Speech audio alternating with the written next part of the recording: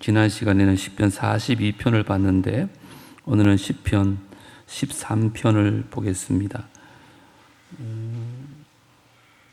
전장이 6절까지입니다. 우리 한 절씩 교독하고 마지막 6절은 한 목소리로 다 같이 읽도록 하겠습니다.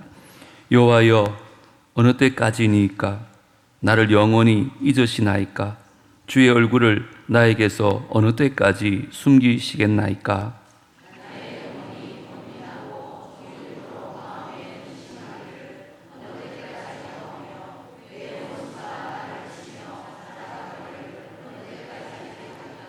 여호와 내 하나님이여, 나를 생각하사 응답하시고 나의 눈을 밝히소서. 두렵건대 내가 사망의 잠을 잘까 하오며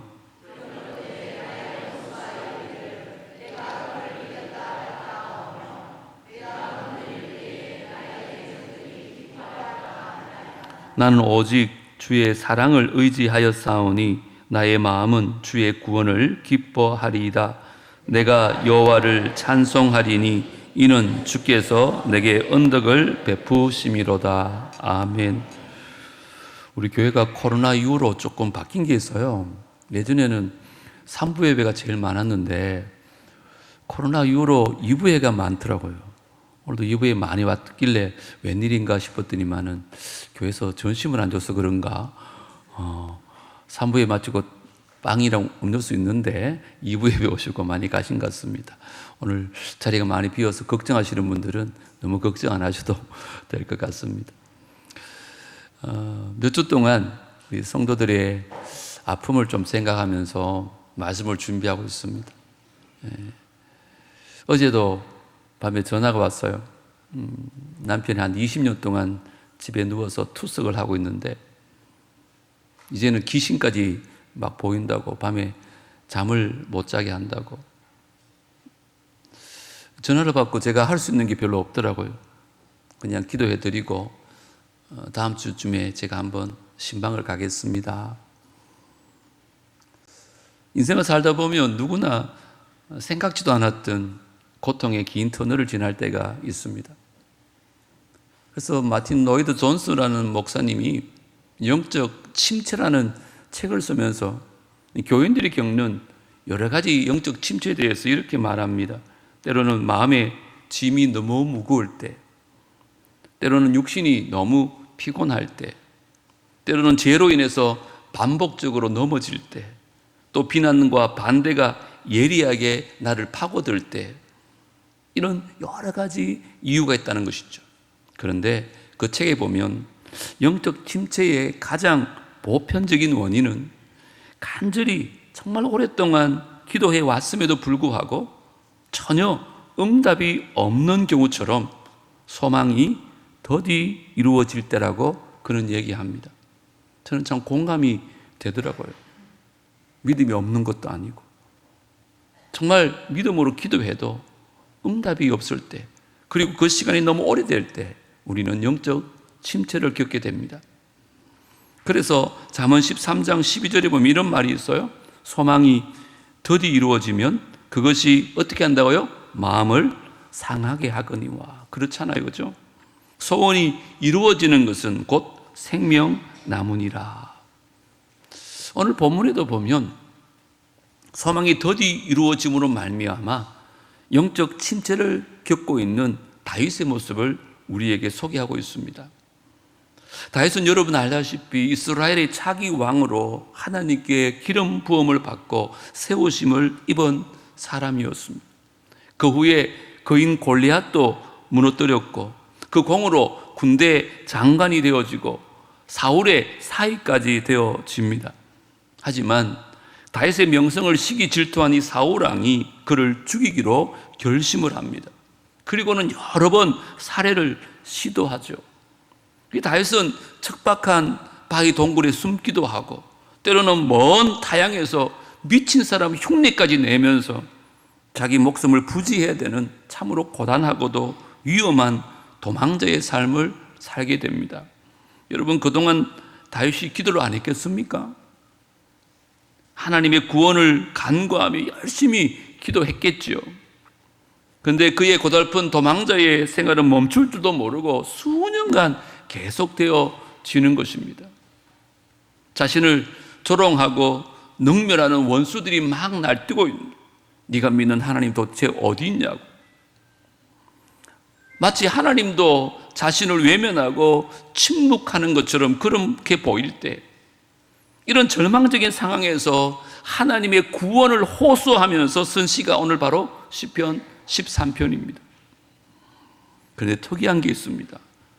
시편 13편은 극심한 고통 중에 외친 애끓는 절규로 시작하는데 마지막은요, 마치 폭풍 후에 고요한 바다처럼 하나님을 향해서 감사와 찬양의 평온한 모습으로 끝이 난다는 것입니다. 제가 오늘 설교 준비하면서 그런 마음이 있었습니다. 오늘 6절밖에 안 되는 그 시임에도 불구하고 다윗의 슬픔이 기쁨으로, 탄식이 찬양으로 변하는 반전의 역사를 기록하고 있는데, 오늘 말씀 듣는 저와 여러분 가운데서도 탄식할 수밖에 없는 그 상황 가운데 있다 할지라도 정말 하나님을 기뻐하며 하나님을 찬양할 수 있는 지혜와 능력을 얻고 돌아가는 귀한 아침이 될 수 있게 되기를 주의 이름으로 축복합니다. 정말 그 마음으로 말씀을 준비했습니다. 어떻게 하면 가능할까요? 먼저 하나님께 이런 마음을 좀 다 토해내십시오. 아닌 척하지 마시고 주님 앞에 여러분 마음을 다 쏟아내 보십시오. 그때부터 회복이 일어납니다. 오늘 1절과 2절이 바로 그런 내용입니다. 우리 다윗의 심정으로 우리 1절, 2절을 다시 한번 읽어보겠습니다. 시작. 여호와여, 어느 때까지이니까 나를 영원히 잊으시나이까? 주의 얼굴을 나에게서 어느 때까지 숨기시겠나이까? 나의 영혼이 번민하고 종일토록 마음에 근심하기를 어느 때까지 하오며 내 원수가 나를 치며 자랑하기를 어느 때까지 하리까? 다윗이 얼마나 힘들고 고통스러운 삶을 살았으면 하나님 앞에 어느 때까지입니까? 도대체 어느 때까지입니까? 똑같은 말을 4번이나 반복하면서 하나님 앞에 절규를 하고 있는 거예요. 여러분, 고통의 크기보다 우리를 더 절망스럽게 하는 게 있는데 그것은 고통의 길이라고 말합니다. 저는 공감합니다. 이 또한 지나가리라, 그런 소망을 가지고 아무리 버텨봐도 상황이 나아질 기미가 보이지 않습니다. 기도를 안 하는 것도 아닌데 열심히 기도하는데도 상황은 나아지지 않아요. 그때 사람들은 인내의 한계를 느낍니다. 다윗도 이스라엘 왕으로 기름 부음을 받고 지금 10수년이 지났습니다. 하나님이 주신 약속과 현실은 거꾸로 가는 것 같습니다. 그때 언제까지 제가 이 고통을 견뎌야 합니까? 지금 하나님 앞에 부르짖는 거예요. 자, 그 내용을 한번 보십시다. 뭐라고 하는지 1절 뭐라고 부르짖어요? 나를 영원히 잊으시나이까? 주의 얼굴을 나에게서 어느 때까지 숨기시겠나이까? 여러분, 사람이요, 사람을 잊는 것도 작은 일이 아니거든요. 왜냐하면 그것은 그 사람에 대한 모든 기억들을 내 삶 속에 지우겠다는 거예요. 더 이상 내 인생에 그 사람은 없는 사람으로 만들겠다는 말이기 때문에 그래요.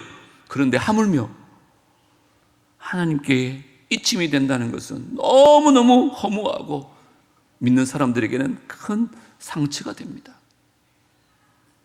다윗은 아무리 불러도 대답 없는 그 하나님께 왜 주님의 얼굴을 나에게 숨기십니까? 이렇게 외칩니다. 여러분, 하나님은 사람이 아니기 때문에 얼굴이 없으세요. 근데 성경은 하나님의 얼굴이라는 말이 자주 나와요. 그게 무슨 의미인가 하면 우리를 향한 하나님의 사랑과 자비를 표현할 때 하나님의 얼굴이라는 단어를 써요. 다윗에게 지금 가장 고통스러웠던 것은 눈에 보이는 외부적인 상황이 아니었어요. 기도해도 더 이상 하나님 음성이 들리지 않는 거예요. 하나님이 얼굴이 보이지 않는 거예요. 그래서 영적인 괴로움을 그가 견딜 수가 없었어요. 다윗은 지금 사망이 엄침한 골짜기를 가면서도 자기를 구해줄 하나님의 능력의 손을 구하지 않아요. 자기를 바라보시는 하나님의 얼굴을 구하고 있어요. 그것을 보면 다윗이 얼마나 하나님을 사랑했는지 알 수 있습니다. 그런데 여러분 물어볼까요? 우리 하나님이 정말 그의 얼굴을 다윗에게서 돌리시고 다윗을 잊으신 걸까요? 아닙니다. 하나님은 하나님의 백성을 한시도 잊은 적이 없어요. 이사야 49장에 나오잖아요. 오직 시온이 이르기를 여호와께서 나를 버리시며 주께서 나를 잊으셨다 하였거니와, 여기엔 대답이 뭐예요? 여인이 어찌 그 젖먹는 자식을 잊겠으며 자기 태에서 난 아들을 긍휼히 여기지 않겠느냐. 그들은 혹시 잊을지라도 나는 너를 잊지 아니할 것이라. 어머니가요, 그 어린 자식을 잊어버린다는 것은 말이 되지 않아요. 그러나 설사 그러한 일이 발생한다 할지라도 하나님은 하나님의 백성들을 한순간도 잊지 않으시는 줄 믿으시기 바랍니다. 다윗이 지금 너무너무 고통 가운데 있어서 하나님 언제까지 얼굴을 돌리시렵니까? 2절은 뭐라 그래요? 나의 영혼이 번민하고 종일토록 마음에 근심하기를 어느 때까지 하오며 내 원수가 나를 치며 자랑하기를 어느 때까지 하리까? 여기 번민이라는 단어는요, 원어에 보면 지난번 개역 한글 성경에는요 경영이라는 단어로 번역했어요. 다시 그냥 있었던 게 아니에요. 내 힘으로 무슨 문제를 해결해 보려고 많은 생각과 노력을 기울였어요. 잠을 설치고 별의별 생각을 하고 별의별 방법을 다 동원해 봤는데 아무것도 해결되지 않는 거예요. 가슴에 큰 돌을 올려놓는 것처럼 매일 밤마다 근심과 걱정이 자기를 막 짓누르는 거예요. 그리고는 원수들이 너 하나님 어디 있냐, 네가 믿는 하나님 어디 있냐고 끊임없이 조롱하는 소리가 그의 귀를 막 때리면서 그의 가슴을 후벼 파는 거예요. 여러분 어떻게 보면 여기 1절 2절은 다윗의 기도라기보다는 오히려 하나님께 따지는 것 같지 않아요? 저는 그렇게 보여지거든요. 아니 하루살이 같은 일개 인간이 어떻게 감히 하나님 앞에 불평과 불만을 늘어놓을 수 있단 말입니까? 이게 조금 불경스러워 보이고 마치 죄 짓는 것처럼 보이지 않아요? 그런데 여러분 기억하세요. 하나님은 이런 다윗을 꾸짖지 않아요. 오히려 나의 마음에 합한 사람이라고 칭찬하세요. 하나님은요 우리 마음속에 있는 감정을 숨기지 아니하고 하나님 앞에 솔직하게 다 토해놓기를 원하고 계세요. 그런데 우리의 기도는 어때요? 여러분 기도하면서 제발 막 미사 요구 설려고 하지 마세요. 그건 기도가 아닙니다. 그냥 마음속에 있는 아픔과 울분을 그대로 다 토해내는 거예요. 여러분 생각에는 아이고 저 믿음 없는 기도한다 그러죠? 아닙니다. 그 믿음이 있기 때문에 그래요. 육신의 아버지도 맞잖아요. 아버지를 믿으면 아버지한테 다 얘기합니다. 아버지가 못 믿으니까 아버지한테 얘기 안 하는 거예요. 참된 믿음을 가진 사람들은요 하나님을 믿어요. 머리카락까지 다 세시는 그 자상하시는 그 하나님을 믿기 때문에 하나님 저에게 왜 이런 고난을 허락하시는 겁니까? 제가 얼마나 더 이 고통의 터널을 지나가야 하는 것입니까? 이 고난을 통해서 나에게 무엇을 가르쳐 주기를 원하십니까? 라고 끊임없이 질문하고 하나님 앞에 엎드리는 사람이 저는 믿음의 사람이라고 봐요. 우리 예수님도 그랬잖아요. 그 십자가의 고통 앞에서 뭐라 그랬어요? 아무 일 없는 것처럼 할렐루야 그랬습니까? 아니에요. 나의 하나님 나의 하나님 어찌하여 나를 버리시나이까? 절규하셨어요. 저와 여러분 예수님처럼 다윗처럼 너무 어렵고 힘들 때 여러분 아무 일 없는 것처럼 그렇게 있지 마시고 제발 하나님 앞에 나와서 우리의 모든 고민들 고통을 내려놓고 절규할 수 있는 은혜가 있기를 주의 이름으로 축원합니다. 분명히 여러분 가운데 지금 사망이 엄침한 골짜기를 지나는 것 같고 절망의 늪에서 헤어나오지 못하는 분들 있다는 거 제가 압니다. 자 그러면 오늘 다윗처럼 여호와여 언제까지니까 외치면서 여러분의 괴로운 신경을 하나님 앞에 다 쏟아 놓으라는 거예요. 괜찮지 않은데 괜찮은 척 하지 마세요. 병듭니다, 여러분. 그리고요, 감당도 못할 사람들한테 찾아가가지고 꼴꼴 그렇게 다 털어놓지도 마세요. 별 도움이 안 돼요.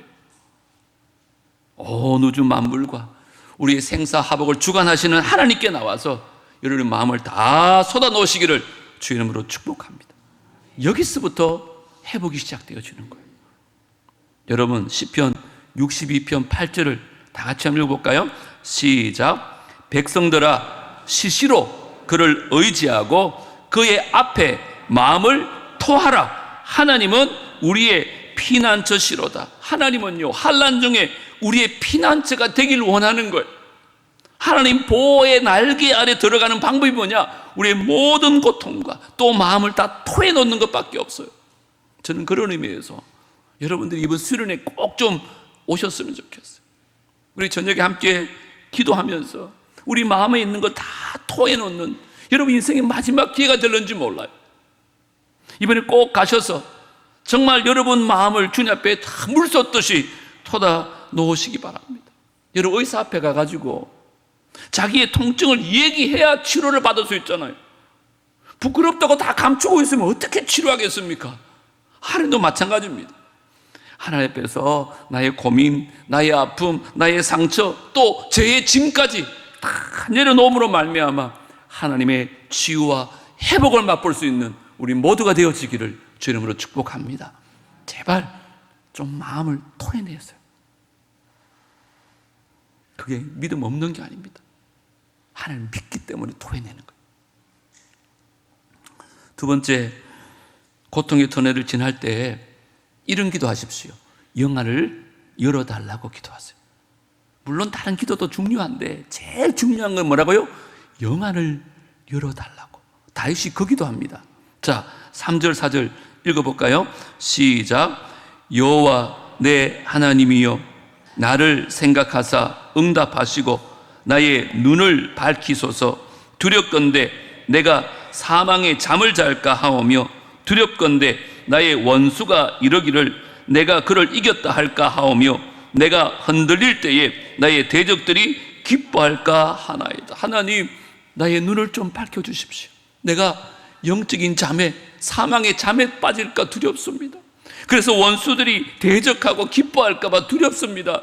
그렇게 막 사생결단으로 기도하고 있는 거예요.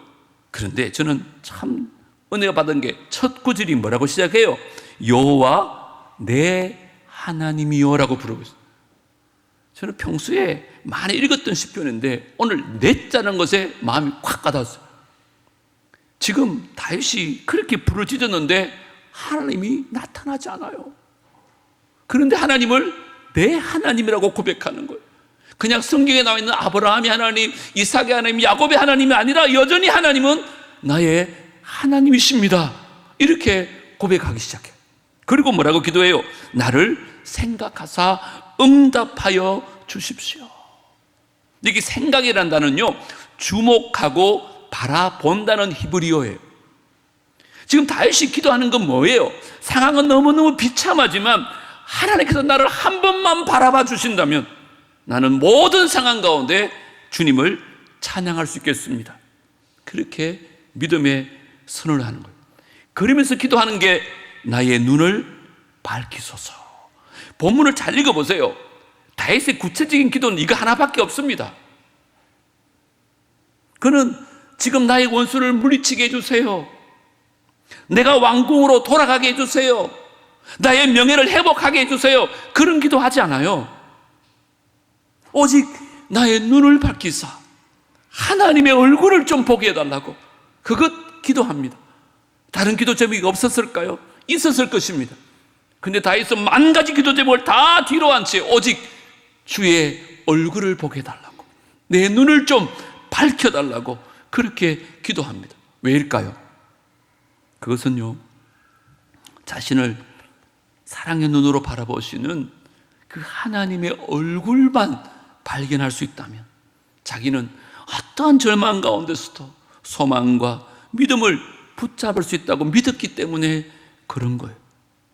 마치 길 잃은 어린 아이가 나를 찾아오는 엄마 아빠 얼굴을 보는 순간 마음에 안도의 한숨을 내쉬면서 기쁨의 눈물이 팍 솟잖아요. 엄마 어디 갔었어? 왜 이제 나타나는 거야?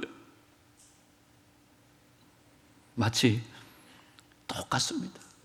하나님이 나와 함께 하신다는 그 확신만 있으면 나는 세상의 어떤 역경과 고난도 이길 수 있을 것 같습니다. 그래서 하나님 내 영안을 열어주시고 그 하나님의 얼굴을 볼 수 있게 해달라고. 사도행전 7장에 보면 초대교회 스데반 집사가 돌에 맞아 죽는 순교의 장면이 나옵니다. 성령과 지혜가 충만했던 이 스데반이요, 첫 설교를 하고 나서 바로 이어서 돌에 맞아 죽습니다. 얼마나 안타까워요. 많은 사람들이 안타까워했을 것입니다. 그런데 성경을 보세요. 정작 본인은요, 그 순간 아무 아쉬움이나 두려움이 없어요. 성경은요, 천사의 얼굴을 하고 순교했다 이렇게 증언합니다. 그게 어떻게 가능할까요? 영안이 열려가지고 자기를 내려다보고 있는 하나님을 본 거예요. 그러니까 돌에 맞는 죽음 앞에서도 천사의 얼굴을 할 수 있었던 거예요. 자, 사도행전 한번 볼까요? 7장 55절 56절. 스데반이 성령 충만하여 뭘 주목했어요?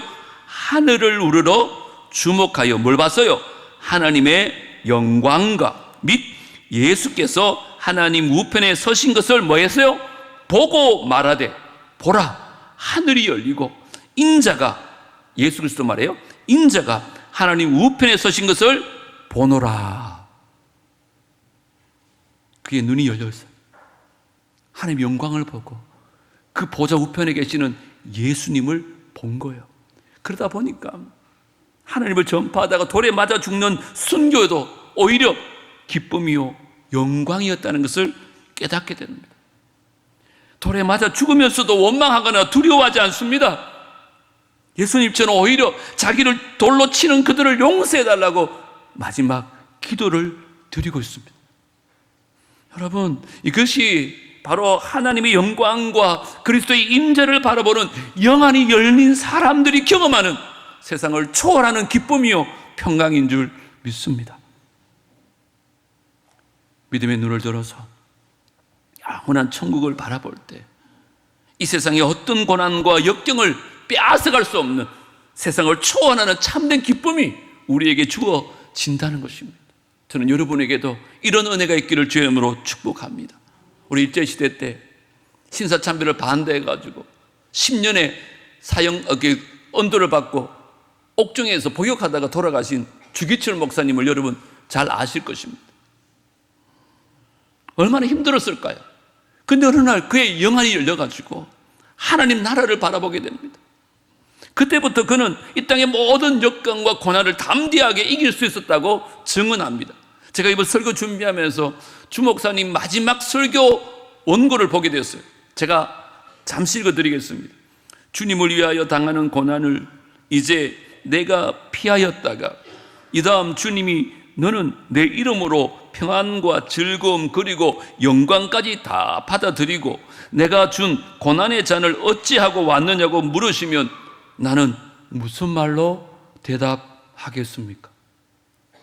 주님을 위하여 져야 할 십자가를 내가 피하였다가 이 다음 주님께서 너는 내가 준 유일한 유산인 그 십자가를 어찌하고 왔느냐고 물으시면 나는 훗날 무슨 낯으로 주님을 대하겠습니까? 그런 거로 나에게는 일사각오의 신앙만 있을 따름입니다. 이게 주기철 목사님 살아생전 마지막 설교예요. 이 세상의 평안을 구한 것이 아닙니다. 저 천국의 영광을 삶의 목표로 정했기 때문에 이 세상의 고난과 죽음까지도 두려워하지 아니하고 천성을 바라보면서 모든 고난을 이겨낼 수 있더라는 거예요. 여러분의 삶에 어떤 힘든 고난인지 저는 다 알지 못합니다. 그러나 그 고난을 걷어달라고 기도하시기 전에 지금 나의 눈을 좀 밝히 열어주사 나를 바라보고 계시는, 나의 손을 잡고 계시는 그 하나님을 바라보게 하여 주옵소서. 이렇게 먼저 기도하시기를 바랍니다. 그래서 하나님의 영광과 그리스도의 임재를 바라보면서 고통의 터널을 지나면서도 흔들리지 않는 믿음으로 승리할 수 있는 남부의 모든 성도들 되어지기를 주의 이름으로 축복합니다. 그래야 이겨낼 수 있습니다. 마지막으로 여러분이 고통 가운데 있을 때 주의 사랑을 인하여 주님을 찬양하십시오. 어떻게 고난 가운데 찬양하겠느냐? 주의 사랑을 인하여 찬양하면 됩니다. 그게 5절과 6절입니다. 다 같이 읽겠습니다. 시작. 나는 오직 주의 사랑을 의지하였사오니 나의 마음은 주의 구원을 기뻐하리이다. 내가 여호와를 찬송하리니 이는 주께서 내게 언덕을 베푸심이로다. 불과 몇 구절 전까지만 해도 언제까지입니까 하면서 막 탄식했던 다윗이요, 이제 기쁨과 찬송의 간증을 보여주는 반전의 모습이 나타납니다. 그 이유가 뭘까요? 5절에 뭐라 그래요? 오직 주의 사랑을 의지하였사오니, 그 주님 사랑으로 인하여 내가 이제 주님을 찬양하는 거예요. 상황이 바뀐 게 아니에요. 근데 여기 사랑이라는 단어가 히브리어로 헤세드입니다. 이 헤세드란 말은요, 변함없는 하나님의 언약적인 사랑을 말합니다. 다시 말하면 우리가 비록 실수할 수 있고 심지어 죄를 지을 수도 있고 하나님의 사랑을 받을 전혀 자격이 없나 할지라도 하나님은 우리를 향한 변함없는 사랑을 한다는 거예요. 왜요? 언약했었기 때문에. 하나님 반드시 지키신다는 거예요. 여러분, 구약시대에 히브리인들은 중요한 언약을 할 때는 예식이 있습니다. 짐승을 둘로 쪼갭니다. 그리고 언약의 당사자들이 이렇게 지나갑니다. 왜 그랬을까요? 만약에 이 둘 중에 한 사람이라도 이 언약을 지키면 쪼개진 짐승처럼 죽었겠다라고 결심하고 다짐하는 언약이 바로 그거예요. 그런데 창세기에 보면 하나님이 아브라함과 언약을 맺는 장면이 나와요. 하나님께서 아브라함에게 가나안 땅을 너에게 주겠다고 약속하면서 언약식을 해요. 그런데 자세히 보시면 이상한 장면이 나와요. 제가 읽어드릴게요. 보세요. 창세기 15장이에요. 해가 져서 어두울 때였어요. 연기나는 화로가 막 보이는데요, 타는 횃불이요, 그 쪼갠 고기 사이로 지나간 거예요. 고기를 쪼개놨는데 아브라함은 보이지 않는데 횃불만 그 사이를 지나간 거예요. 자, 그날에 여호와께서 아브라함과 더불어 뭘 세웠다 그래요? 언약을 세웠대요. 그리고 약속이 뭐예요? 내가 이 땅을 애굽 강에서부터 그 큰 강 유브라데까지 내 자손에게 주겠다. 자, 본문을 보시면 동물은 분명히 쪼개놨어요. 그러면 언약의 당사자인 아브라함과 하나님이 지나가야 돼요. 그런데 아브라함은 지나가지 아니하고 횃불로 나타나신 하나님만 지나가는 거예요. 깜짝 놀라서 벨이 울리기 시작하네요. 왜 그랬을까요? 왜 아브라함은 지나가지 않았는데 하나님은 지나갈까요? 아니, 당신이 지나가지만 나는 지나가지 않을 거예요, 그래야 되나요? 근데 아브라함은 지나가지 않는데도 하나님 지나가세요. 이 말은 하나님께서는 아브라함이 이 언약을 지키든 지키지 않든 관계없이 나는 이 언약을 반드시 지키겠다는 거예요. 믿으시기 바랍니다. 이게 헤세드입니다. 변함없는 언약적인 사랑. 이 다윗이요, 지금 상황은 바뀐 게 아닙니다. 여전히 어려운 가운데 있어요. 여전히 고통 가운데 있어요. 그런데 하나님의 헤세드의 사랑을 생각하니까 하나님 옆에 감사하고 찬양할 수 있더라는 것입니다. 그래서 6절 뭐라 그럽니까? 다 같이 읽어보겠습니다. 시작. 내가 여호와를 찬송하리니 이는 주께서 내게 언덕을 베푸심이다. 언덕을 베풀었대요. 지금 그럼 도망자의 신세가 끝이 났습니까? 왕으로 복귀했습니까? 아니요. 여전히 도망자의 신세예요. 여기 말하는 언덕이 뭘까요? 지나온 은혜입니다. 지금까지 그 베푸셨던 그 은혜를 생각하니까 내일이 걱정이 되지 않는 거예요. 여러분 기억하십시오. 과거에 하나님이 이미 우리에게 베풀어 주신 그 은혜가 너무 감사하고 너무 놀라워서 지금 현재 나의 처지와는 상관없이, 아니 앞으로 미래에 나의 삶이 어떤 방향으로 가든지 상관없이 내가 찬양하며 감사하며 만족하겠다는 뜻이 바로 이 내용입니다. 마치 다니엘의 세 친구들 보세요. 느부갓네살 앞에 절하지 않으면 풀무불에 던져진다 그러는데도 그들이 뭐라고 말합니까? 그리 아니하실지라도 내가 당신의 신상에 절하지 않을 것이며 오직 하나님만 섬기겠습니다. 물론 하나님이 그들을 구원하지 않겠다는 게 아니에요. 만약에 구원하지 않을지라도 나는 이미 베풀어 주신 그 하나님의 구원의 은혜에 감사하며 변함없이 하나님만 사랑하겠습니다라고 다짐하는 거예요. 자, 여기서 여러분에게 묻습니다. 여러분의 신앙은 어떤 신앙이에요? 다윗처럼, 새 친구처럼 그리 아니하실지라도의 신앙을 고백하고 있으십니까? 아니면 하나님 내 기도 들어주시면 내가 이것도 하고 저것도 하고 하나님께 헌신하겠습니다. 그러나 내 기도 들어주지 않으면 하나님 국물도 없어요. 알아서 하세요.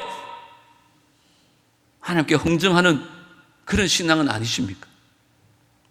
오늘 이후로 오늘 다윗처럼 하나님 이미 십자가에 보여주신 그 구원의 사랑이 너무 크고 놀라워 감사해서 이제 내 앞에 고난밖에 남지 않는다 할지라도 제가 십자가 지고 기쁨으로 그 길을 가겠습니다.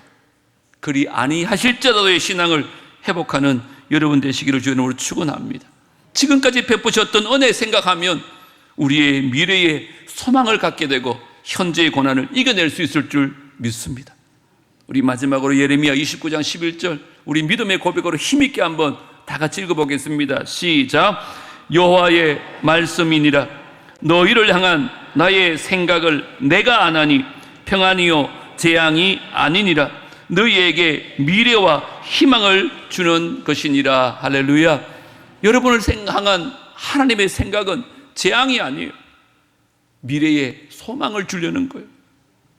사실 오늘 주보에 있는 찬양이요 비준비하시니라는 제목인데 여러분 이 찬양이 어떻게 지어졌나 하면 엘리야가 3년 6개월 동안 비가 오지 않을 때 엎드려 기도해요. 그런데 엘리야 눈에 보인 게 뭐예요? 손바닥만한 구름이 보였어요. 근데 엘리야가 뭐라고 말해요? 큰 비가 올 것이라고 말해요. 이 곡을 지은 사람이 심형진이라는 목사님이신데 미국에 계세요. 코로나 때 이 노래를 지었어요. 온 세계가 너무 어렵고 힘들 때 시편 147편을 보니까 하나님이 구름을 주관하신다는 거라. 그러면 온 하늘을 구름으로 덮으시고 이제 비를 내리시겠구나. 그렇게 지은 노래가 이거예요. 그리고 마지막에 뭐래요? 예루살렘아 여호와를 찬송할지로다. 찬송할 수 있는 환경이 아닌데 비를 준비하시는 하나님 바라보면서 감사함으로 그 앞에 나가며 주의 임재 앞에 경배해라. 저는 이번 수련회에 이 마음을 가지고 기도하고 있어요. 분명히 하나님께서 15년 만에 열리는 이 귀한 수련회에 큰 비를 준비하고 계신 줄 믿습니다. 여러분 마음을 좀 여시고 그 주님 앞에 나와서 주의 놀라운 은혜를 좀 회복했으면 좋겠어요. 오늘 세 가지 꼭 기억하십시오. 여러분들이 정말 고통의 긴 터널을 지나고 있다면 하나님께 마음을 다 토해내시고 나의 영안을 열어달라고 하나님께 좀 기도하시고 내 눈에 아무것도 보이지 않는다 할지라도 비를 준비하고 계시는 그 하나님의 사랑으로 인하여 하나님을 찬양할 수 있기를 주의 이름으로 축복합니다. 그러면 여러분의 탄식이 변하여 찬양이 될 것이고 고통이 변하여 기쁨이 되어질 줄 믿습니다. 그 하나님의 은혜를 마음껏 누리시는 오늘 예배와 또 이번 수련회가 될 수 있게 되기를 주의 이름으로 축복합니다. 그 믿음으로 찬양하시겠습니다.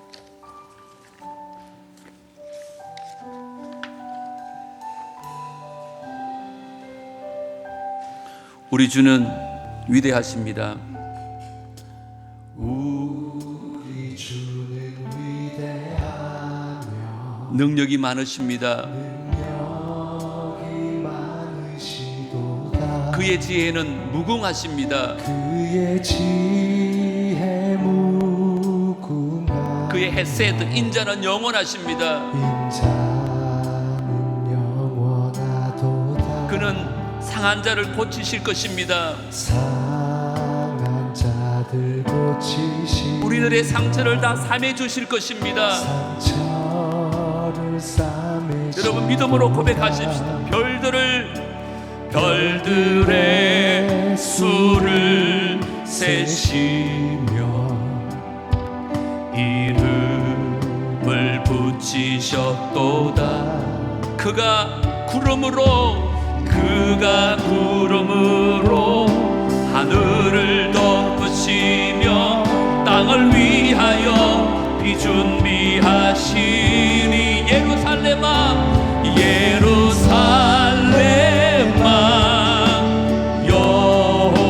여호와를 찬송할지어다.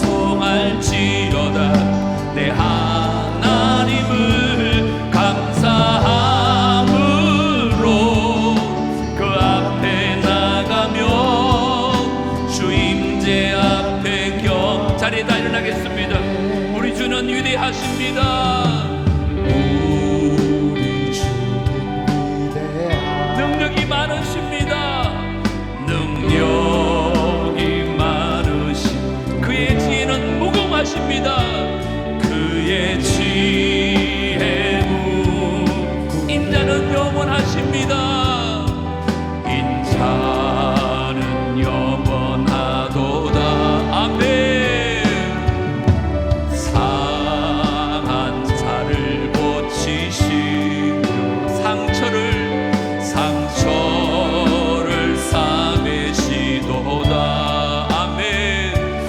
별들의 수를 세시며 이름을 붙이셨도다. 그가 구름으로 하늘을 덮으시며 땅을 위하여 비 준비하시니 예루살렘아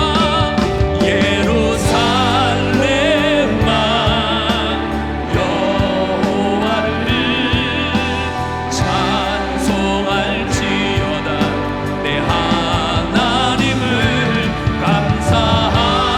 감사함으로 그 앞에 나가며 주 임재 앞에 그는 상한 자를 고치실 것입니다. 상한 자를 우리의 상처를 삼해 주실 것입니다.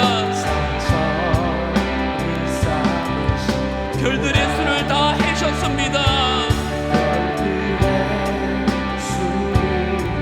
그것들의 이름을 다 붙이셨습니다.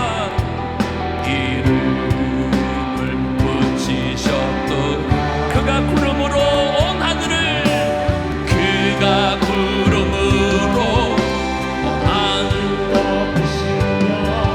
이 땅 위하여 비 준비하시 그가 구름으로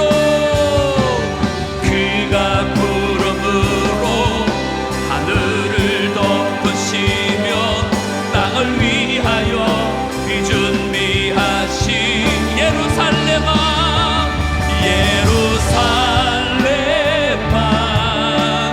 여호와를 찬송할지어다. 내 하나님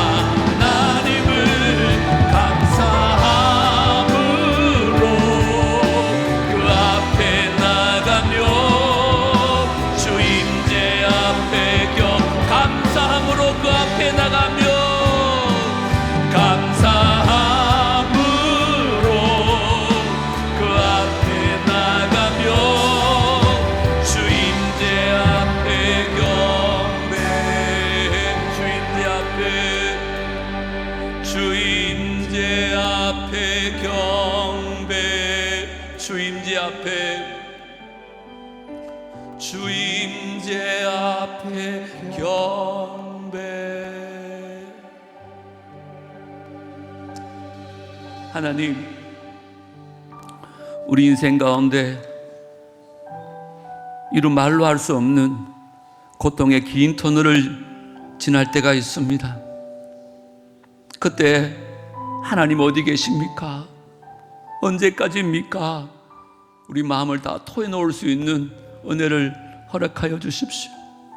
속이 타들어가는데도 아무 일 없는 것처럼 그렇게 있지 않도록 우리의 심경을 나를 사랑하시는 그 하나님 아버지 앞에 다 토해놓게 하여 주시옵소서. 하나님 아버지, 우리의 영안이 밝아지기를 원합니다. 우리는 자꾸만 문제만 바라보고 상황만 바라보고 있습니다.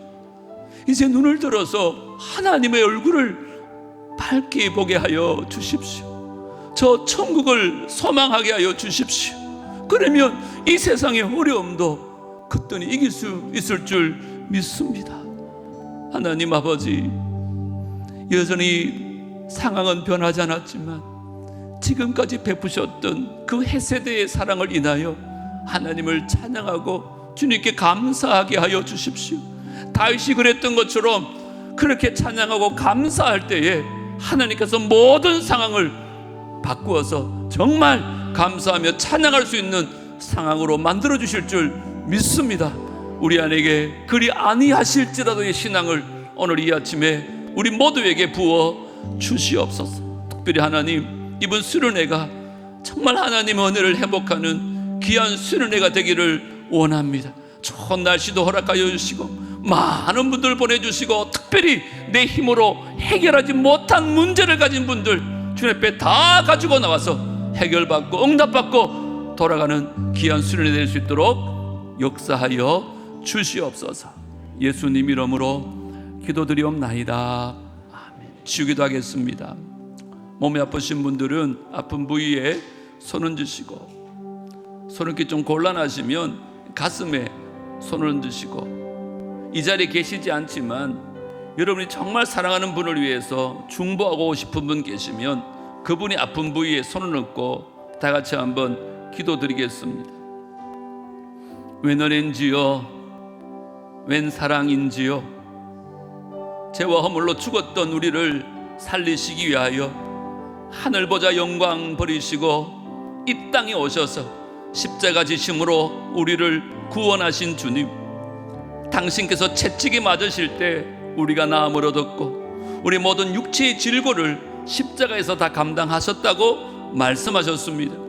내 이름으로 손을 얹은즉 병이 나리라 우리 주님 친히 말씀하셨기에 부족하고 연약하지만 주의 말씀 의지하여 믿음으로 손을 얹습니다.